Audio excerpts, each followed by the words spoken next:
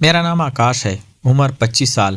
میں لکھنؤ کے ایک پرانے محلے میں پلا پڑا، جہاں گلیوں میں شام کے وقت چراغ جلتے ہیں اور دل میں کہانیاں۔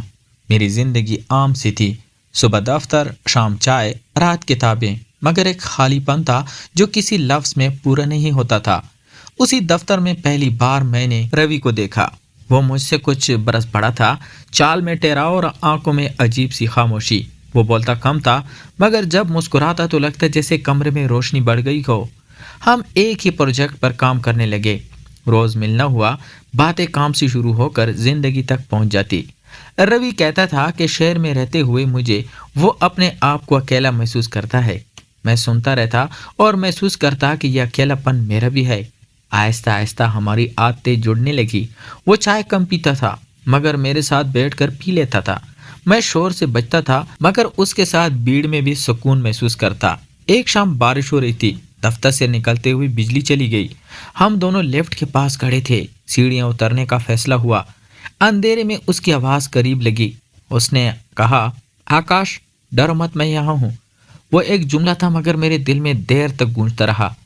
اس دن پہلی بار میں نے مانا کہ یہ صرف دوستی نہیں، یہ کچھ اور ہے جسے نام دینے کی ہمت نہیں۔ دن گزرتے گئے، روی کی موجودگی میرے دن کی ترتیب بن گئی۔ اگر وہ نظر نہ آتا تو دل بے چین ہو جاتا۔ ایک اتوار کو وہ مجھے گومتی کے کنارے لے گیا۔ ہوا میں نمی تھی اور پانی پر روشنی کے ٹکڑے۔ ہم دیر تک خاموش بیٹھے رہے۔ پھر اس نے کہا کہ کبھی کبھی وہ چاہتا ہے کہ کوئی اسے بغیر سوال کے سمجھ لے۔ میں نے جواب نہیں دیا، بس اس کے طرف دیکھا۔ شاید اسی نظر میں بہت کچھ کہہ دیا۔ اس لمحے مجھے لگا جیسے وقت رک گیا ہو، مگر ساتھ ہی سماج کی آوازیں بھی کانوں میں آئیں، سوال، ڈر، حدیں۔ میں نے خود کو سنبھالا۔ روی نے مسکرا کر بات بدل دی، مگر اس مسکراہٹ کے پیچھے اداسی تھی۔ واپسی میں نے زیادہ بات نہیں کی، مگر خاموشی بھی ایک تعلق تھا۔ اگلے دن دفتر میں سب کچھ معمول پر تھا، مگر اندر کچھ بدل چکا تھا۔ میں نے محسوس کیا کہ میں خود سے جھوٹ نہیں بول سکتا۔ روی بھی بدلا بدلا سا تھا، کبھی قریب آتا، کبھی فاصلے رکھتا، جیسے خود سے لڑ رہا ہو۔ ایک شام اس نے میسج کیا کہ ملنا ہے، وہی چائے کی دکان۔ ہم آمنے سامنے بیٹھے۔ اس نے کہا، آکاش میں سیدھا آدمی نہیں ہوں۔ یہ کہتے ہوئے اس کی آواز ہلکی سی کانپی۔ میں نے کہا، میں بھی نہیں، مگر میں سچا ہوں۔ وہ چونکا، پھر آہستہ سے ہنسا۔ اس ہنسی میں راحت تھی۔ اس نے کہا، شاید اس لیے تمہارے ساتھ سانس لینا آسان لگتا ہے۔ ہم نے طے کیا کہ جلدی میں کچھ نہیں کریں گے، بس سچ کے ساتھ چلیں گے۔ اس رات میں دیر تک جاگتا رہا، خوف بھی تھا اور امید بھی۔ اگلے دن روی نے چھٹی لے لی۔ اس کی غیر موجودگی نے مجھے بے چین کر دیا۔ شام کو اس کا فون آیا۔ اس نے کہا، میں خود سے لڑ کر تھک گیا ہوں، مجھے تم سے بات کرنی ہے۔ میں اس کے گھر پہنچا۔ کمرہ سادہ تھا، کتابیں، ایک پودا، ہلکی روشنی۔ ہم بیٹھ گئے، باتیں دھیمی تھی، کوئی جلدی نہیں۔ اس نے کہا، میں کسی وعدے میں تمہیں باندھنا نہیں چاہتا۔ میں نے کہا، میں باندھنے نہیں، ساتھ چلنے آیا ہوں۔ وہ خاموش ہو گیا۔ پھر اس نے میری طرف دیکھا، آنکھوں میں اعتماد۔ اس لہجے ہم دونوں نے ایک ہاتھ کے اندر رہتے ہوئے ایک دوسرے کی موجودگی کو قبول کیا۔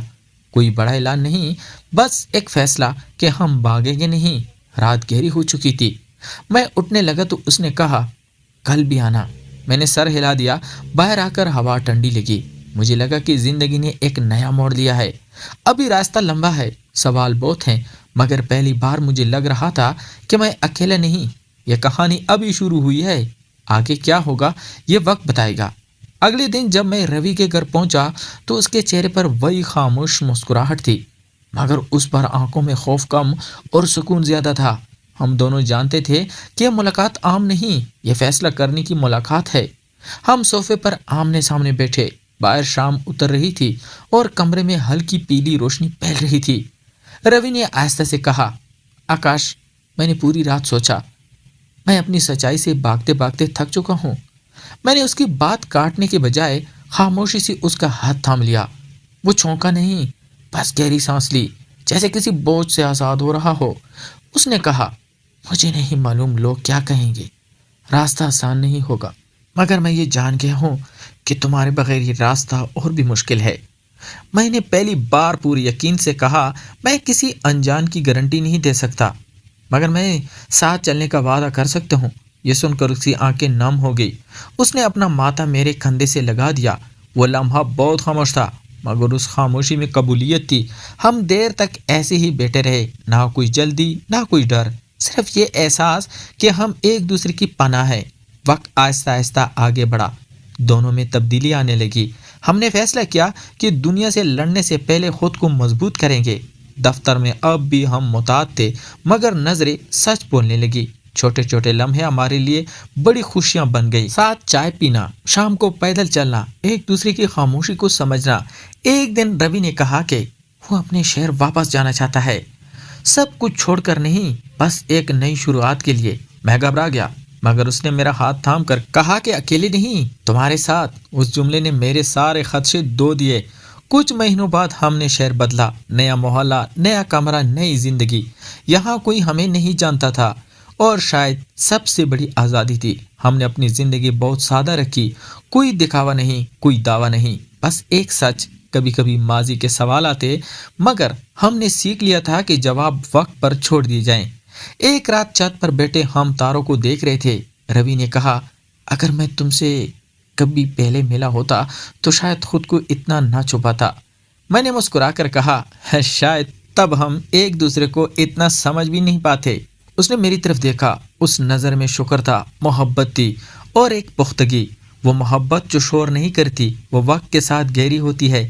ہم نے جان لیا کہ محبت کا مطلب صرف قریب آنا نہیں ہوتا، بلکہ ایک دوسرے کو آزادی کے ساتھ قبول کرنا ہے۔ کچھ برس گزرے، زندگی نے ہمیں آزمائش بھی دی اور خوشیاں بھی، مگر ہم ہر موڑ پر ایک ساتھ کھڑے رہے۔ نہ کسی بڑے اعلان کی ضرورت پڑی، نہ کسی وعدے کی گواہی۔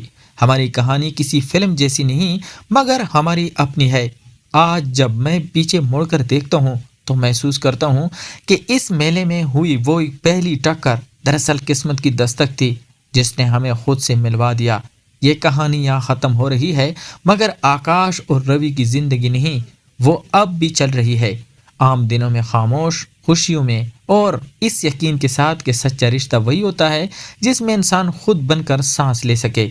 اگر آپ کو یہ کہانی دل کے قریب لگی ہو تو اسے اپنی خاموش مسکراہٹ کے ساتھ یاد رکھیے، کیونکہ کچھ محبتیں تالیاں نہیں مانگتی، بس سمجھ جاتی ہے۔ اگر آپ کو آکاش اور روی کی یہ کہانی دل کے قریب لگی ہو، اگر آپ اس کے جذبات، خاموش محبت اور سچائی نے آپ کو کچھ لمحوں کے لیے روک لیا ہو، تو ویڈیو کو لائک ضرور کریں، چینل کو سبسکرائب کریں، تاکہ ایسی ہی دل کو چھو لینے والی کہانیاں آپ تک پہنچتی رہیں، اور بیل آئیکن کو آن کرنا مت بھولیے تاکہ اگلی کہانی کا نوٹیفیکیشن آپ سب سے پہلے حاصل کر سکیں۔ کامنٹ میں ضرور بتائیں یہ کہانی آپ کو کیسی لگی اور آپ کس طرح کی کہانیاں آگے سننا چاہتے ہیں۔ ہم پھر ملیں گے ایک نئی کہانی، نئے جذبات اور ایک نئے سفر کے ساتھ۔ تب تک اپنا خیال رکھیے اور محبت کو دل میں زندہ رکھیں۔